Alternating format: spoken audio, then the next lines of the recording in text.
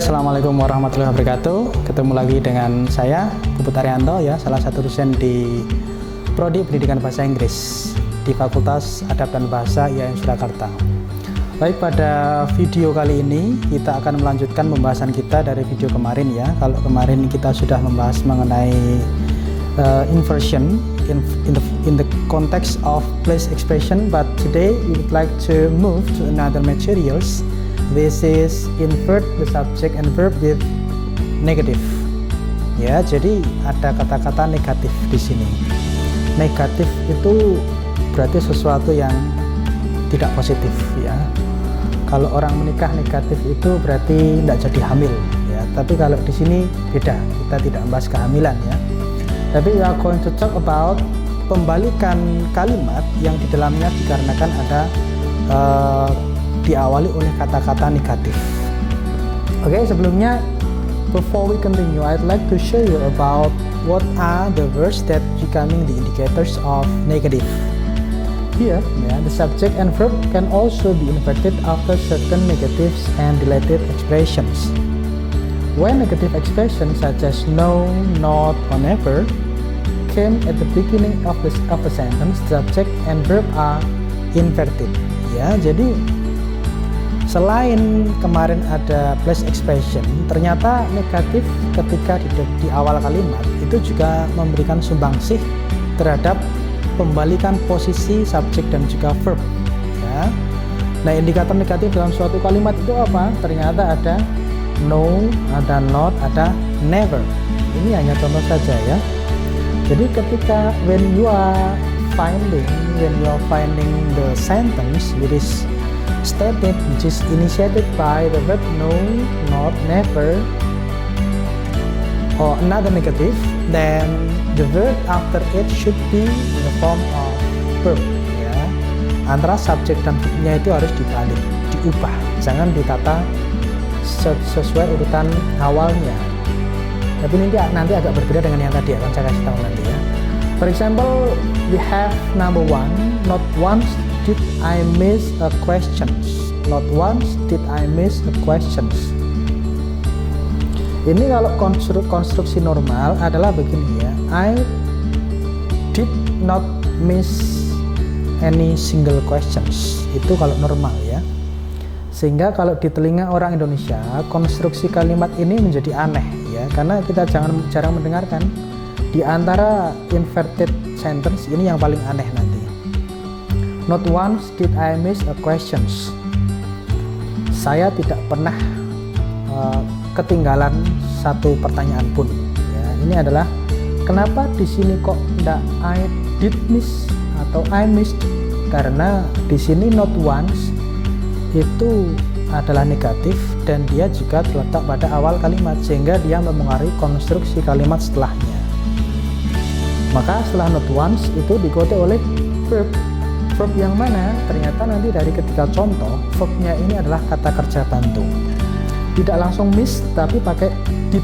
Ya, not once did I miss. Nah, did ini kata kerja bantu, kemudian subjek, kemudian baru miss kata kerja utama, verb one. Ya, the questions. Nah, ini contohnya, ya.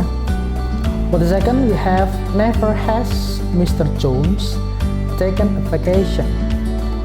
Pak John itu tidak pernah dolan sama sekali.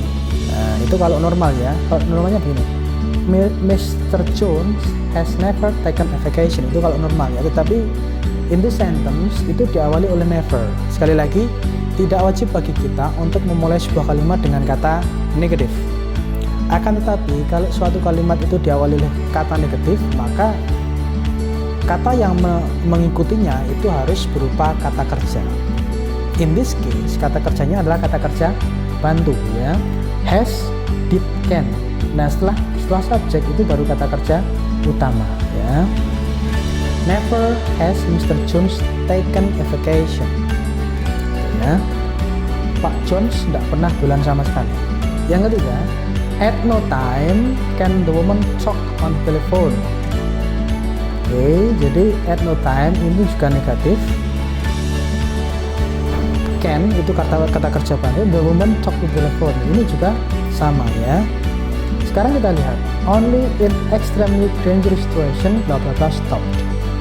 Nah, kalau kita perhatikan, only ini juga salah satu indikator dari negatif ya. Maka di sini harusnya diikuti oleh kata kerja bantu. Pilihannya adalah antara A dan juga D ya. Setelah kata kerja bantu kita perhatikan ini ada subjek. Nah, cari yang saja yang subjek yang mana? Will the printing ya, maka the best answer is D. Kenapa? Karena kalau A setelah will itu langsung B, tidak begitu ya. Will the printing presses ya be stopped ya, maka jawabannya adalah D. Nah, ini adalah rumus besarnya. We have inverted subject kalau ketemu dengan no, barely, not, hardly, never, only, neither, rarely, nor, scarcely, seldom, maka ini adalah indikator negatif.